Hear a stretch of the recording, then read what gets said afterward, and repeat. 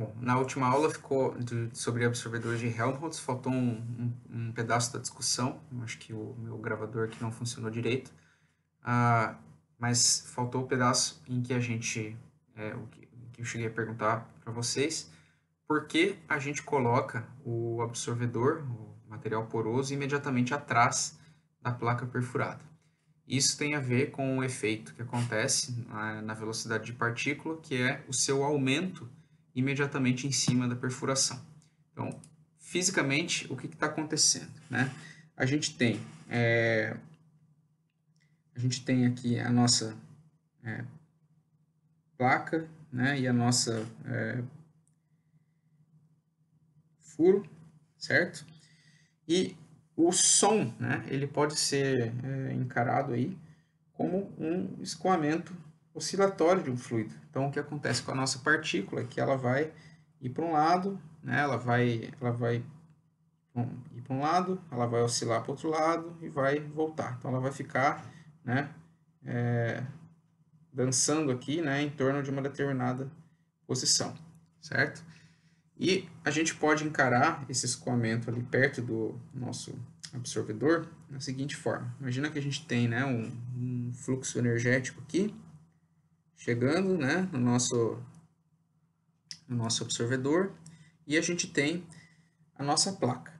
A nossa placa, ela é uma placa rígida, certo? Então, a velocidade de partícula em cima da placa, ela vai ser nula, tá? Então, o que que acontece? Quando a gente tem, né, um fluxo energético chegando aqui, né, em cima do furo, ele vai passar pelo furo normalmente. Esse fluxo aqui chegando aqui, ele também vai passar pelo furo, ele vai passar pelo furo. Agora, os fluxos de energia, né, que estão sobre a placa, o que vai acontecer com eles, né?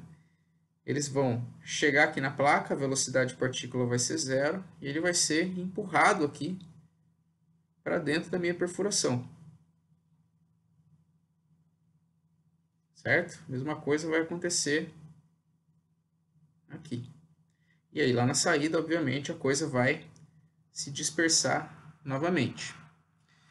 Então, para manter, né, o fluxo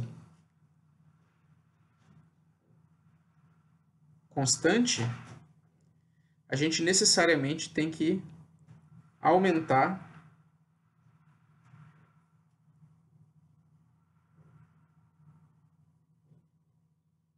a velocidade de partícula em cima do furo. E a gente consegue medir até isso, certo? Eu tenho um resultado para mostrar para vocês bem interessante sobre isso, no qual a gente, eu medi isso há algum tempo já, um absorvedor de placa perfurada, e eu tinha na época um sensor PU para trabalhar, e esse sensor mede pressão e velocidade de partícula, então a gente conseguia medir ao mesmo tempo pressão e velocidade de partícula sobre a placa e sobre a perfuração, certo?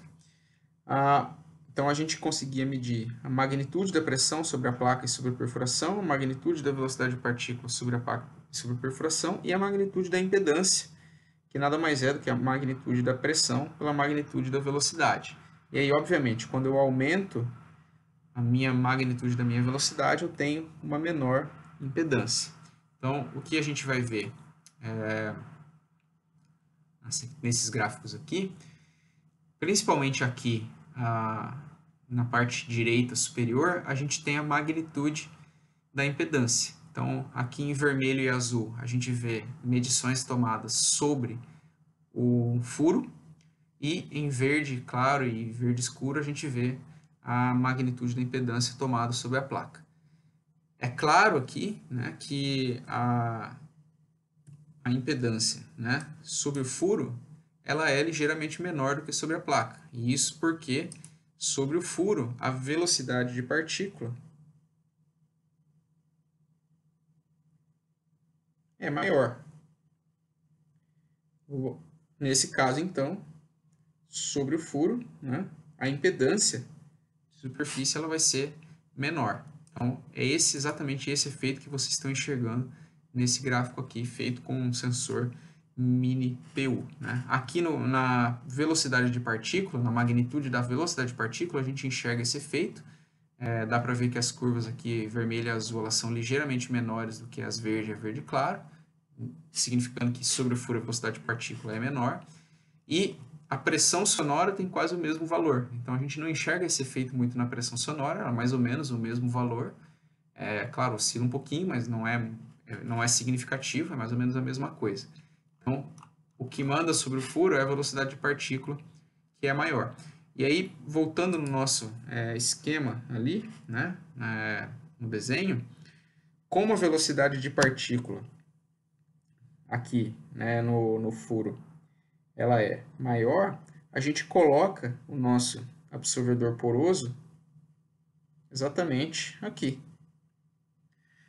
Por quê? A gente vai pegar uma velocidade de partícula significativamente maior, a gente vai colocar o poroso exatamente onde a velocidade de partícula é maior, maximizando, portanto, a absorção do meu absorvedor de placa perfurada.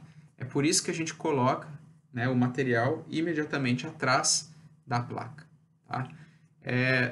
Tem outras alternativas para fazer isso. A gente pode usar um absorvedor de placa micro perfurado, como a gente vai ver daqui um pouco.